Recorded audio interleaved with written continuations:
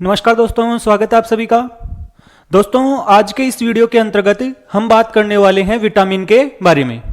हम देखने वाले हैं कि विटामिन होते हैं वो क्या होते हैं, विटामिन होते हैं उनकी कमी से कौन से रोग हो जाते हैं, उनका रासायनिक नाम क्या है और इसके अलावा उनको कहां से प्राप्त किया जा सकता है, उनके मुख्य स्रोत क्या हैं। तो ये सब कुछ हम आज के इस वीडियो में देखने वाले हैं। इस कारण वीडियो को पूरा जरूर देखें और इसके अलावा यदि आपने चैनल को सब्सक्राइब नहीं कर रखा है तो सबसे पहले चैनल को सब्सक्राइब करें और वीडियो को लाइक और शेयर भी जरूर करें। दोस्तों, यदि हम बात करें विटामिन की, तो विटामिन क्या होते हैं। जैसे हमारा भोजन होता है और उस भोजन के अंतर्गत मुख्य रूप से 6 अवयव पाए जाते हैं, जिनमें एक होता है कार्बोहाइड्रेट, उसके अलावा वसा, उसके अलावा प्रोटीन, फिर विटामिन, खनिज लवण और जल। ये 6 प्रमुख अवयव होते हैं जो भोजन में पाए जाते हैं। इनमें से 3 जो प्रथम वाले अवयव हैं अर्थात कार्बोहाइड्रेट, वसा और प्रोटीन, ये 3 ऐसे अवयव होते हैं जिनसे हमें क्या मिलती है, ऊर्जा, और इसके कारण से उन्हें हम प्राथमिक अवयव कहते हैं। इसके बारे में हम पाचन तंत्र वाले टॉपिक के अंतर्गत बात कर चुके हैं। लेकिन जो विटामिन होता है, खनिज लवण होता है और जल होता है, उनसे सीधे तौर पर कोई ऊर्जा नहीं निकलती है। इस कारण से वो क्या होते हैं, उन्हें द्वितीयक अवयव कहा जाता है। लेकिन ये जो अवयव हैं 3, विटामिन हो गया, खनिज लवण हो गया और जल हो गया, ये तीनों जो अवयव हैं ये हमें ऊर्जा निकलवाने के लिए, उपापचयी क्रियाओं के लिए, शरीर की वृद्धि के लिए, विकास के लिए इनकी क्या पड़ती है, जरूरत पड़ती है। इस कारण हमें ध्यान रखना है कि भोजन के अंतर्गत हमें 6 के 6 अवयव हैं उनकी आवश्यकता होती है। तो बात करते हैं किसकी, विटामिन की। सबसे पहले यदि हम बात करें कि विटामिन क्या होता है,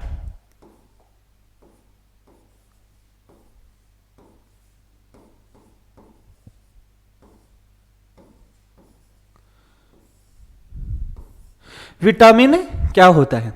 तो दोस्तों, विटामिन होते हैं वो ऐसे रासायनिक पदार्थ होते हैं या ऐसे पदार्थ होते हैं जिनकी हमें चाहिए तो बहुत थोड़ी सी मात्रा, हमें उनकी सूक्ष्म मात्रा की ही आवश्यकता होती है, लेकिन आवश्यकता होती है। अगर वो हम नहीं लेंगे, वो सूक्ष्म मात्रा हमारे पास नहीं रहेगी, तो उनकी कमी से क्या हो जाएंगे, रोग हो जाएंगे।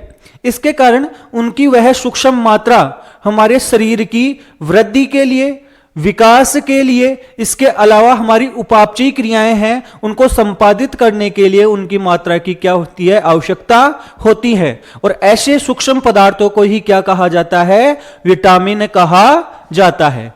तो इस कारण इसके बारे में बोला जा सकता है कि विटामिन होते हैं उनकी हमें क्या होती है, सूक्ष्म मात्रा की आवश्यकता होती है। हमें क्या होती है, सूक्ष्म मात्रा की आवश्यकता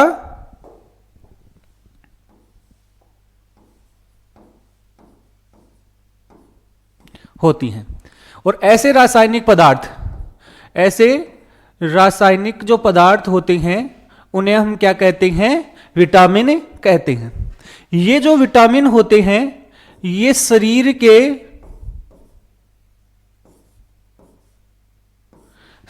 के विकास, वृद्धि और उपापचयी क्रियाओं के लिए,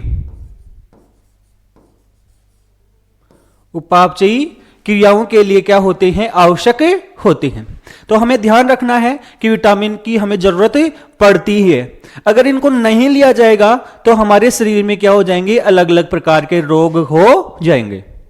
अब जो विटामिन होते हैं उन विटामिन को मुख्य तौर पर 2 भागों में विभाजित किया जाता है। विटामिन को मुख्य तौर पर कितने भागों में विभाजित किया जाता है, 2। किसके आधार पर, उनकी घुलनशीलता के आधार पर।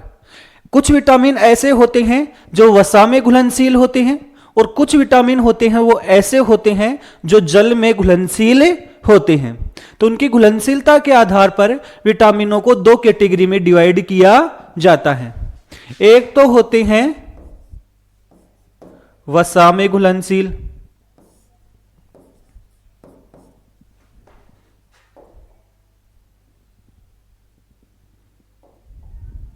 वसा में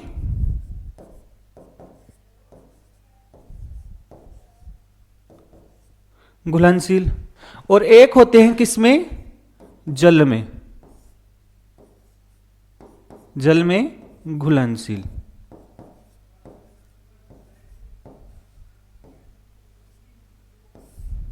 तो इस प्रकार से विटामिन दो कैटेगरी के पाए जाते हैं। अब जो विटामिन ए होता है, विटामिन डी, ई और के, विटामिन ए, डी, ई और के होते हैं, ये होते हैं वसा में घुलनशील विटामिन होते हैं। अर्थात ये वसा में घुलनशील हैं, इसके कारण से ये शरीर में क्या हो जाते हैं, इकट्ठे हो जाते हैं, शरीर में इकट्ठे होते रहते हैं। यदि इनकी एक्स्ट्रा मात्रा ली जाती है शरीर में तो वो क्या हो जाते हैं, इकट्ठे हो जाते हैं। इस कारण इनकी अधिक मात्रा भी नहीं लेनी होती है। कम मात्रा भी नुकसानदायक है और अधिक मात्रा किसके लिए, वसा में घुलनशील जो विटामिन होते हैं उनके लिए। लेकिन कुछ विटामिन ऐसे हैं जो केवल जल में घुलनशील हैं, और जब जल में घुलनशील हैं तो अगर उनकी अधिक मात्रा भी ले ली जाती है तो वो मूत्र के साथ क्या होती है, शरीर से बाहर निकले जाती हैं। और जो जल में घुलनशील विटामिन है वो कौन से हैं, एक तो है विटामिन सी, और इसके अलावा एक है विटामिन बी कॉम्प्लेक्स।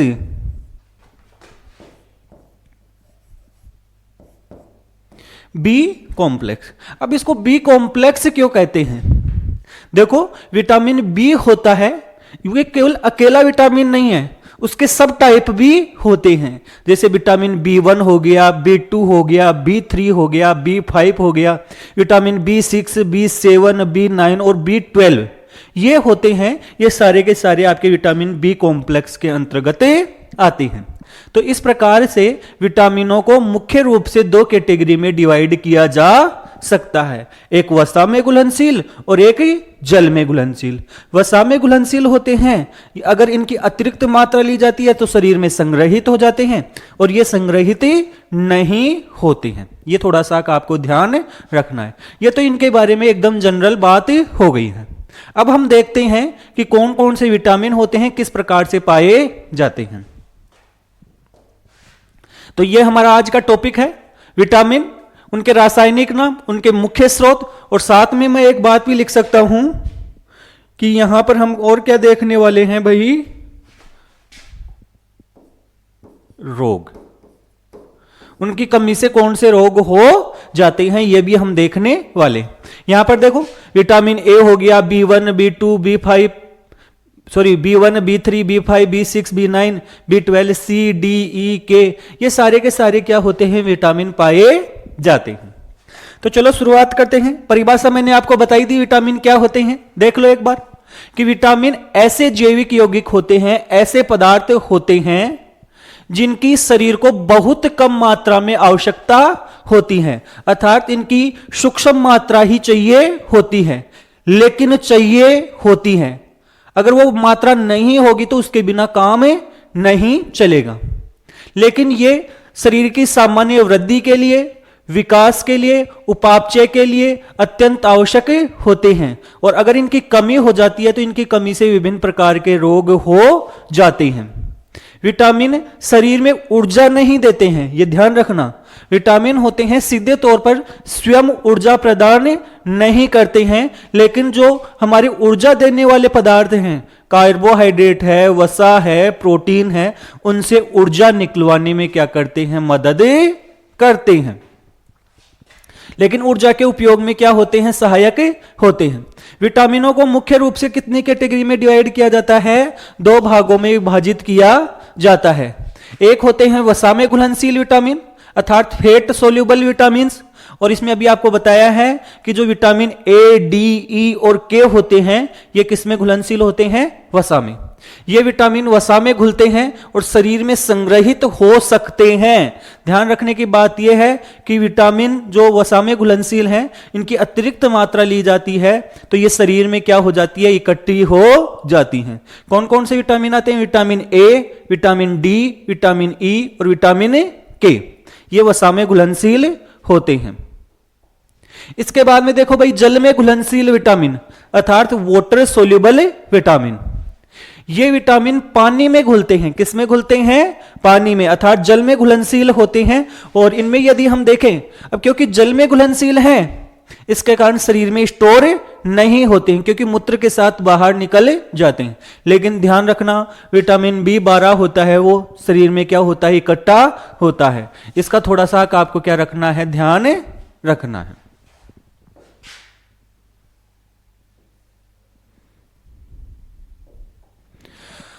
कौन कौन से होते हैं भाई? विटामिन बी समूह है। बी कॉम्प्लेक्स बताया था आपको कि विटामिन बी कॉम्प्लेक्स उसमें B1, B2, B3, B5, B6, इसके अलावा B7, B9 और B12।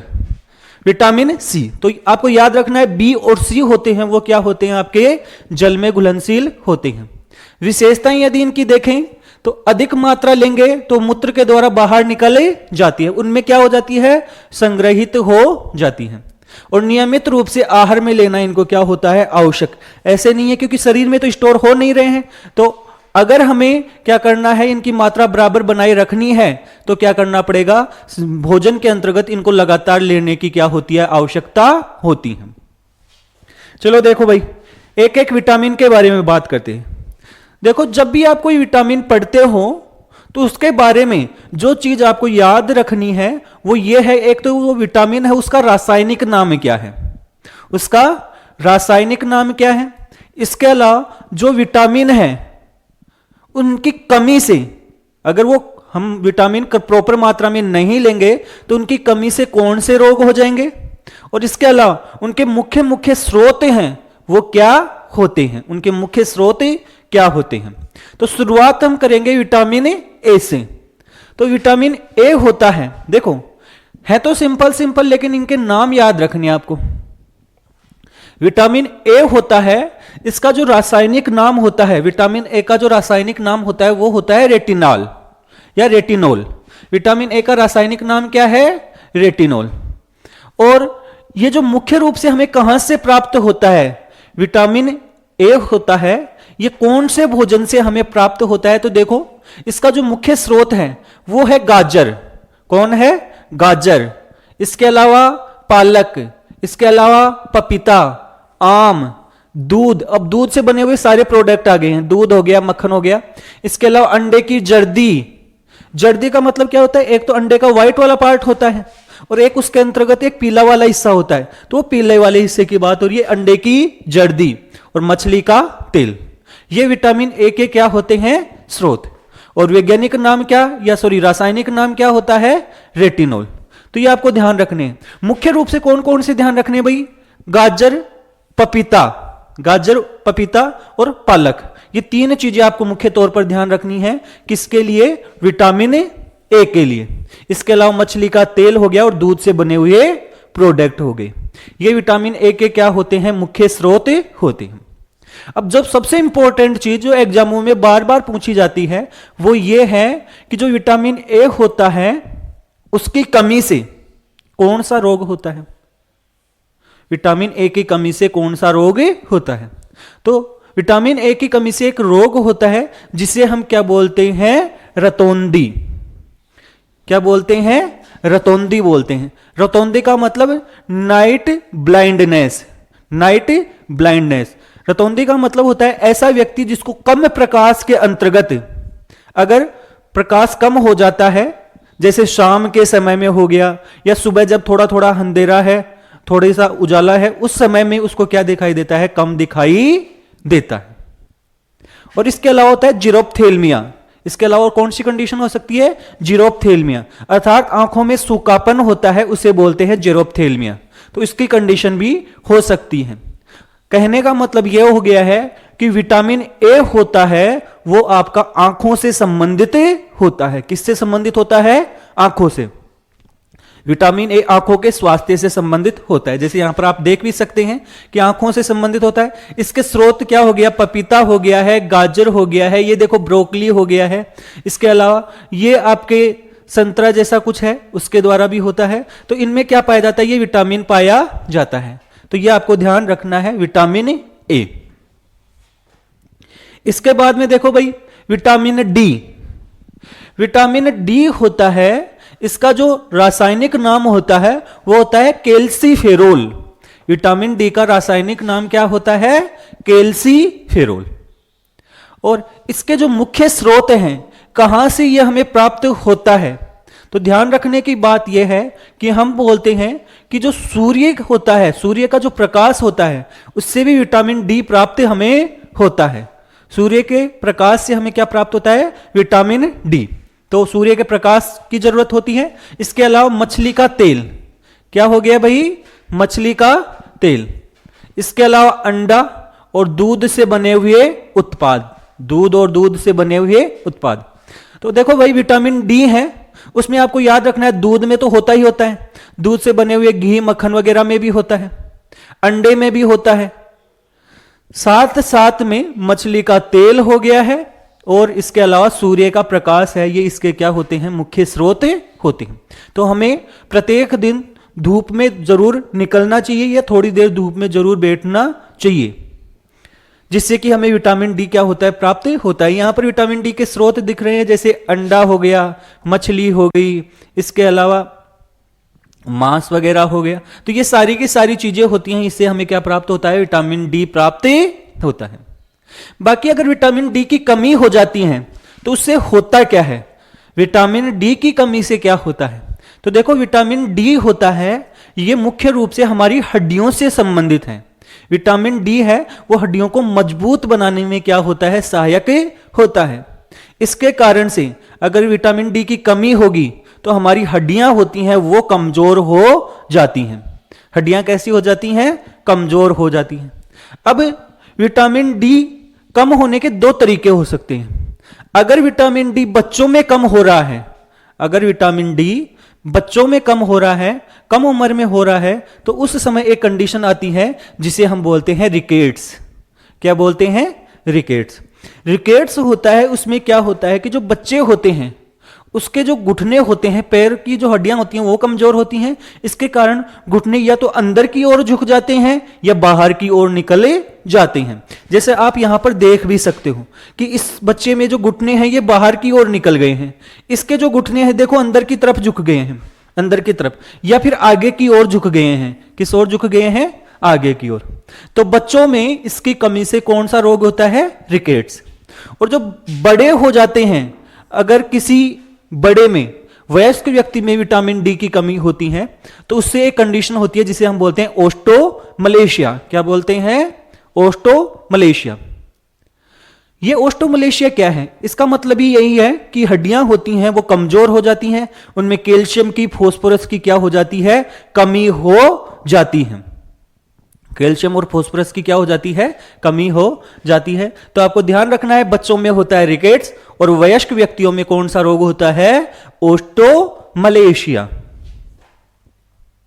नेक्स्ट देखो भाई, विटामिन ई। भाई ए, डी, ई और के होते हैं वो समय घुलनशील होते हैं। तो विटामिन ई, और विटामिन ई होता है, इसका जो रासायनिक नाम होता है वो होता है टोकोफेरोल। विटामिन ई का रासायनिक नाम क्या होता है भाई? टोकोफेरोल। इसे क्या याद रखना है? टोकोफेरोल। और विटामिन ई होता है, इसे क्या कहा जाता है? सुंदरता का विटामिन भी कहा जाता है। तो ये थोड़ा सा आप ध्यान रख लेना। तो रासायनिक नाम हो गया टोकोफेरोल। किससे हमें प्राप्त होता है? तो वनस्पति तेल, वनस्पति तेल अर्थात जो पादपों से तेल हमें प्राप्त होते हैं उनसे प्राप्त होता है। गेहूं का अंकुर, अंकुरित गेहूं से प्राप्त होता है। इसके अलावा बादाम, मूंगफली और जो अन्य बीज होते हैं उनसे हमें प्राप्त होता है। जैसे यहां पर आपको बीज दिख रहे हैं, यहां पर बादाम आपको दिख रहे हैं, अंडे भी दिख रहे हैं, ब्रोकली दिख रही है। तो इनसे क्या होता है? विटामिन ई प्राप्त होता है। विटामिन ई होता है यह हमारी स्किन से संबंधित होता है, इसी कारण आपको बोला है कि सुंदरता का विटामिन है। तो किससे संबंधित होता है? स्किन से संबंधित होता है। तो इसके कारण इसकी कमी से होने वाले रोग क्या होते हैं? देखो, एक तो फर्टिलिटी अर्थात बांझपन की समस्या और स्किन से संबंधित समस्याएं होती हैं, वो इसकी कमी से होती हैं। किसकी कमी से? विटामिन ई की कमी से।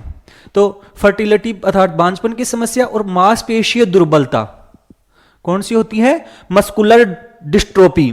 मांसपेशियां क्या हो सकती हैं? कमजोर हो सकती हैं विटामिन ई की कमी से। और इसके अलावा स्किन प्रॉब्लम जो होती हैं वो भी किसके कारण से होती हैं? विटामिन ई की कमी से होती हैं। याद रखना, सुंदरता का विटामिन। इसके बाद में हम बात करते हैं, तो वो बात करते हैं विटामिन के। कौन से विटामिन के बारे में बात करते हैं? विटामिन के बारे में बात करते हैं। जो विटामिन के होता है इसे हम क्या कहते हैं? रासायनिक नाम इसका होता है फाइलोक्विनोन। विटामिन के का रासायनिक नाम क्या होता है? फाइलोक्विनोन। और ये विटामिन के होता है, यह हमारे चोट लगने के बाद में रक्त का थक्का बनाने में क्या होता है? सहायक होता है। रक्त का थक्का बनाने में सहायक होता है। तो ध्यान रखना है कि कमी से होने वाला भाई रक्त का थक्का नहीं बनेगा। अगर विटामिन के की क्या हो जाएगी? कमी।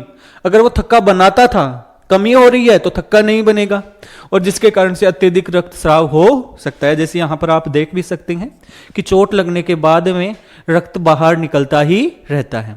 ऐसा एक रोग में भी होता है, यदि आपको याद हो तो, जिसे हम बोलते हैं हीमोफीलिया। विटामिन के जो स्रोत होते हैं वो कौन से होते हैं? देखो, हरी पत्तेदार सब्जियां।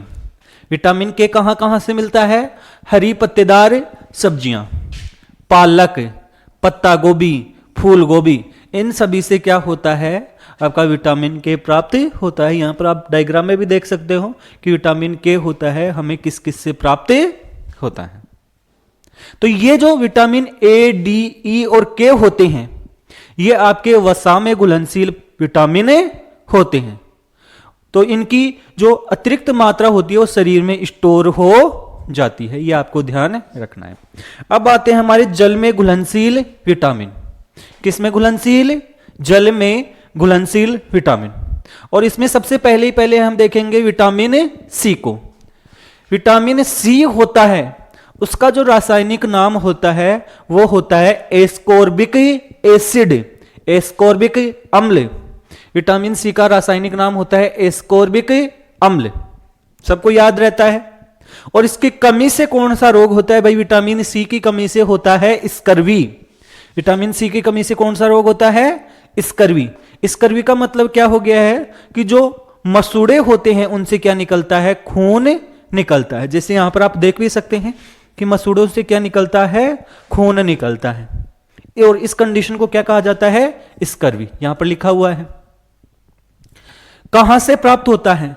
तो जो भी खट्टे फल होते हैं, जो भी खट्टे फल होते हैं उनमें मुख्य रूप से विटामिन सी पाया जाता है। जैसे आंवला हो गया, अमरूद हो गया, नींबू हो गया, संतरा हो गया, मौसमी हो गया, इन सभी में। इसके अलावा जैसे आपका कीवी हो गया, तो इन सब में पाया जाता है।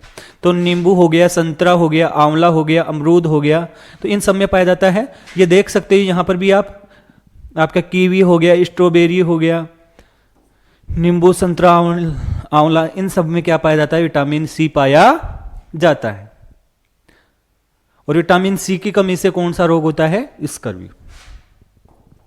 अब देखो हमारा आता है विटामिन बी कॉम्प्लेक्स। कौन सा आता है? Vitamin B complex. Vitamin B complex होता है, इसमें बहुत सारे आपके विटामिन पाए जाते हैं जिन्हें हम विटामिन बी के सब टाइप कहते हैं। अब विटामिन बी में पहला आता है, वो आता है vitamin B one. Vitamin B complex में जो पहले नंबर पे आएगा, एक नंबर पे जाएगा, वो आएगा बी1। और विटामिन बी1 होता है, उसका जो रासायनिक नाम होता है, विटामिन बी1 का जो रासायनिक नाम होता है वो होता है थायमीन। क्या होता है भाई? थायमीन। विटामिन बी1 का रासायनिक नाम क्या होता है? थायमीन। ये रासायनिक का नाम आपको जरूर याद रखने हैं। थायमीन होता है, कहां से प्राप्त होता है? तो साबुत अनाज से, दालों से, मूंगफली से, इनसे ये हमें प्राप्त होता है। किस किस से? साबुत अनाज, मूंगफली और दाल। कमी से कौन सा रोग होता है? Beriberi.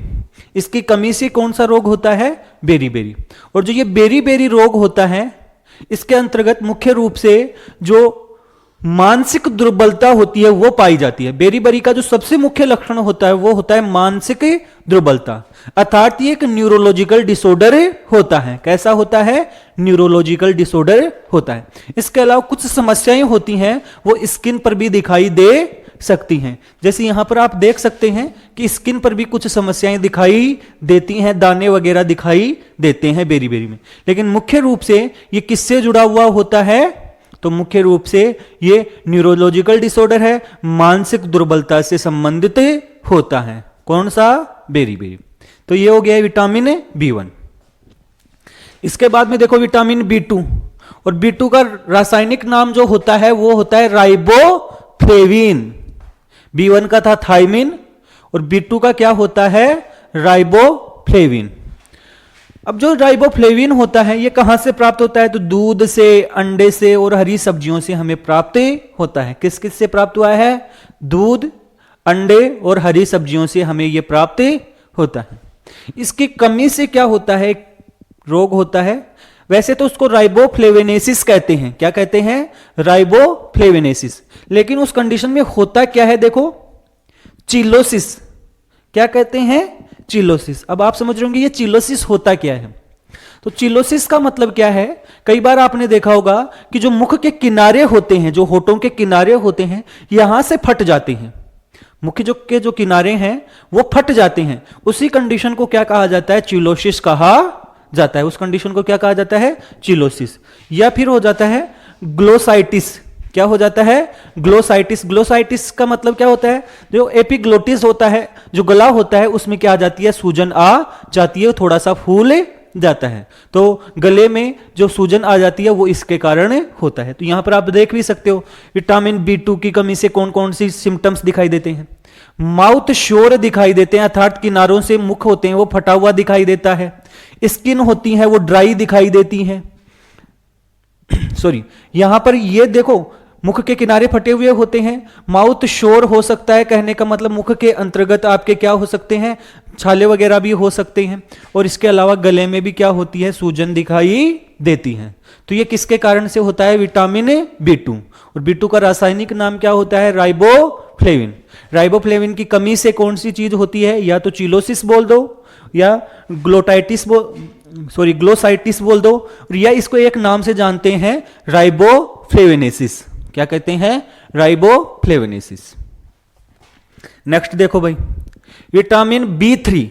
और विटामिन B3 होता है, इसका जो रासायनिक नाम होता है वो होता है नियासिन। B3 का रासायनिक नाम क्या होता है? नियासिन। कहां कहां से प्राप्त हुआ? मांस से, मछली से, मूंगफली से, अनाज से। तो ऐसा फिक्स नहीं होता है, कोई भी चीज ऐसी नहीं होती है कि एक ही चीज से प्राप्त होती है। लेकिन मुख्य तौर पर कोई अगर याद रखना है तो वो थोड़ा सा याद रखना है। मुख्य चीज जो याद रखनी है रासायनिक नाम और उससे संबंधित रोग। अब इसकी कमी से एक विशेष रोग होता है जिसका नाम है पेलेग्रा। इसकी कमी से कौन सा रोग होता है? पेलेग्रा। अब ये पेलेग्रा क्या होता है? देखो, पेलेग्रा होता है, इसको 3D रोग भी कहा जाता है। क्या कहा जाता है? 3D रोग।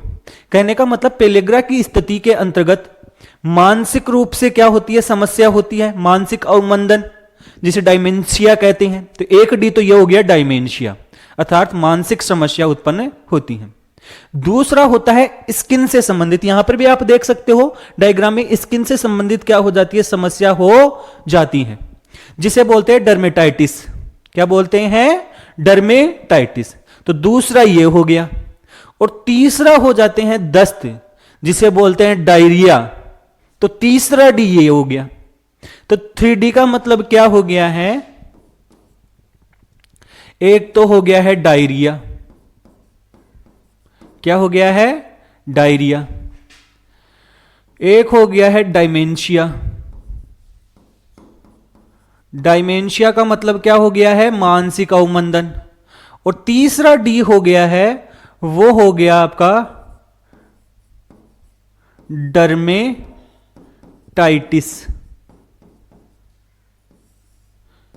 तीसरा हो गया डर्मेटाइटिस अर्थात स्किन की समस्या। तो 3 डी हो गए और इसी कारण से इसे 3D रोग भी कहा जाता है। किसको? पेलेग्रा को। और अगर इसका ट्रीटमेंट नहीं किया, अगर पेलेग्रा का ट्रीटमेंट नहीं हुआ तो 4D भी हो सकता है भाई। ये कैसा हो सकता है? 4D। 3D का तो पता है ही आपको।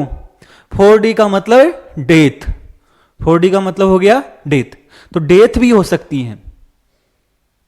तो 4D तक नहीं जाने देना है, 3D तक ही उसको क्या कर लेना है? रोक लेना है। यह कौन सी कंडीशन है? B3, जिसे बोलते हैं, रासायनिक नाम होता है नियासिन। इसके बाद में देखो विटामिन B5। विटामिन B5 और विटामिन B5 का जो रासायनिक नाम होता है वो होता है पेंटाथेनिक एसिड। क्या नाम होता है? पेंटाथेनिक एसिड या पेंटाथेनिक अम्ल। और ये हमें अंडे से, दालों से, साबुत अनाज से, इनसे क्या होता है? प्राप्त होता है। विटामिन B5 की कमी से क्या होता है? एक रोग होता है जिसे बोलते हैं बर्निंग फिट सिंड्रोम। क्या बोलते हैं? Burning fit syndrome. डायग्राम में देखो भाई, बर्निंग फिट का मतलब ये ऐसा होता है कि पैर हैं वो एकदम ऐसे लग रहे हैं जलने की तरह, एकदम ऐसे जलन सी हो रखी है पैरों के अंतर्गत। तो ये कौन सी कंडीशन होती है जिसे बोलते हैं बर्निंग फिट सिंड्रोम। पैरों में क्या होती रहती है? जलन होती रहती। और किसके कारण से? विटामिन B5 के कारण से, जिसे हम क्या कहते हैं? जिसे हम कहते हैं पेंटाथेनिक अम्ल। यह आपको ध्यान रखना है। नेक्स्ट देखो भाई, विटामिन B6। विटामिन B6 और विटामिन B6 का जो रासायनिक नाम होता है वो होता है पायरिडोक्सिन। क्या होता है? पायरिडोक्सिन। विटामिन B6 का नाम होता है पायरिडोक्सिन। और कहां से प्राप्त होता है? केले से, अनाज से और मछली से प्राप्त होता है। केले, अनाज और मछली से प्राप्त होता है। इसकी कमी से क्या होते हैं? देखो, एनीमिया और तंत्रिका संबंधित विकार उत्पन्न होते हैं। कोई विशेष रोग का नाम नहीं है, लेकिन एनीमिया मतलब खून की कमी हो जाती है और इसके अलावा तंत्रिका से संबंधित विकार भी उत्पन्न हो सकते हैं। कौन से विटामिन की कमी से? विटामिन B6 की कमी से। यहां पर देख लो भाई, विटामिन B6 की कमी से क्या होते हैं? एक तो फटीग होता है, मतलब थकान होती है। जैसे यहां पर एक लेडीज एकदम थकी हुई सी की लग रही है, तो फटीग अर्थात थकान। एनीमिया हो जाता है, सूखी त्वचा हो जाती है, ड्राई स्किन। मसल्स में क्रैम्प्स आ जाते हैं, ऐंठन वगैरह आ जाती है मसल्स में, मांसपेशियों में। और इसके अलावा आपके स्लोवन टंग अर्थात जीभ फूल जाती है। वीक इम्यून रिस्पॉन्स अर्थात प्रतिरक्षा होती है वो कमजोर हो जाती है। और नंबरनेस और लिंगनिंग इन द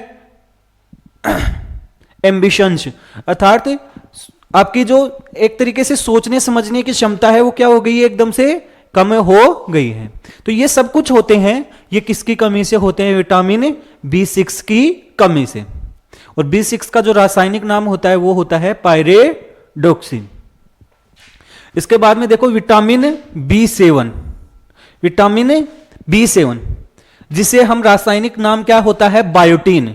विटामिन B7 का रासायनिक नाम क्या होता है? बायोटीन। एक बात आपको ध्यान रखनी है कि विटामिन B7 होता है ना, इसको एक नाम से और जाना जाता है विटामिन H।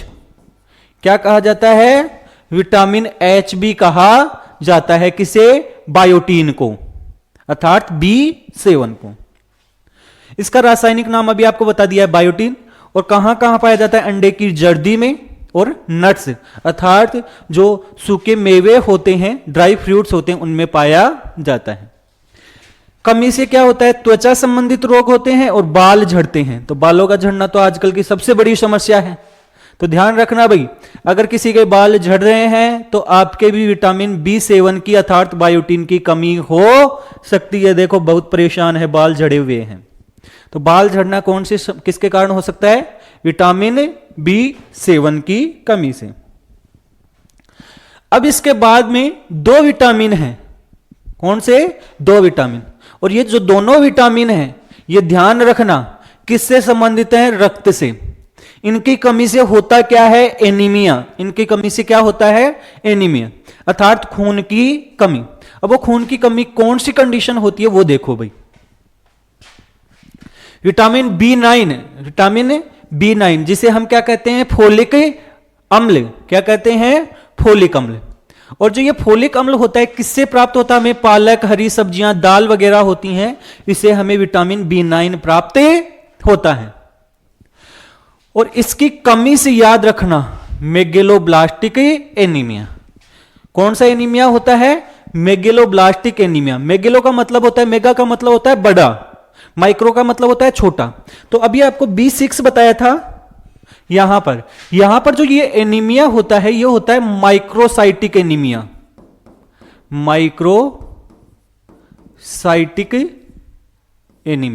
माइक्रोसाइटिक एनीमिया का मतलब क्या होता है भाई?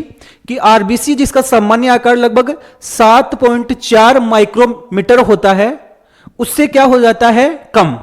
उससे क्या हो जाता है? कम। और जब आरबीसी का आकार कम हो गया तो रक्त की कमी होगी। उस कंडीशन को बोलते हैं माइक्रो का मतलब छोटा हो जाना, साइटिक मतलब कोशिका का, तो आरबीसी का छोटा हो जाना। लेकिन यहां पर B9 में क्या हो जाता है? जैसे देखो ये नॉर्मल आरबीसी है, ये कितनी कौन सी आरबीसी है? नॉर्मल। और ये इसकी साइज बढ़ जाती है, देखो इसकी साइज, और जैसे डब्ल्यूबीसी की भी साइज क्या हो जाती है? बढ़ जाती है। तो इस कंडीशन को हम बोलते हैं मेगेलोब्लास्टिक एनीमिया। मेगेलोब्लास्टिक एनीमिया का मतलब हो गया आरबीसी की साइज कम होगी, लेकिन साइज तो बढ़ गई है, लेकिन संख्या क्या हो गई है? कम हो गई है। इस कंडीशन को हम बोलते हैं मेगेलोब्लास्टिक एनीमिया। किससे होता है? विटामिन B9 की कमी से। नेक्स्ट देखो भाई, विटामिन B12। और विटामिन B12 की कमी तो ज्यादातर लोगों में हो जाती है, और इसका रासायनिक नाम होता है साइनोकोबालामिन। विटामिन B12 का जो रासायनिक नाम होता है वो क्या होता है? साइनोकोबालामिन। और किससे प्राप्त होता है? दूध से, अंडे से, मांस से, इनसे ये प्राप्त होता है। इसकी कमी से एक एनीमिया होता है जिसे हम बोलते हैं पर्निसिस एनीमिया। क्या बोला जाता है? पर्निसिस एनीमिया। वास्तव में देखा जाए तो पर्निसिस एनीमिया और मेगेलोब्लास्टिक एनीमिया होते हैं, वो लगभग एक दूसरे के समान ही होते हैं। इसमें भी जो आरबीसी होती है उसकी साइज बढ़ जाती है। तो अगर आपके मेगेलोब्लास्टिक एनीमिया आता है तो सबसे पहले ध्यान रखना उसको B9 से संबंधित करना है। अगर B9 नहीं है तो उसको किससे संबंधित करना है? B12 से संबंधित करना है। लेकिन अगर पर्निसिस एनीमिया आ रहा है तो आपको ध्यान रखना वो किसकी कमी से होता है? विटामिन B12 की कमी से होता है। और इसका रासायनिक नाम क्या होता है? साइनोकोबालामिन। तो इस प्रकार से हमारे कौन कौन से विटामिन होते हैं, उनकी कमी से कैसे कैसे रोग होती हैं, सब कुछ कंप्लीट हमने आपको बताया।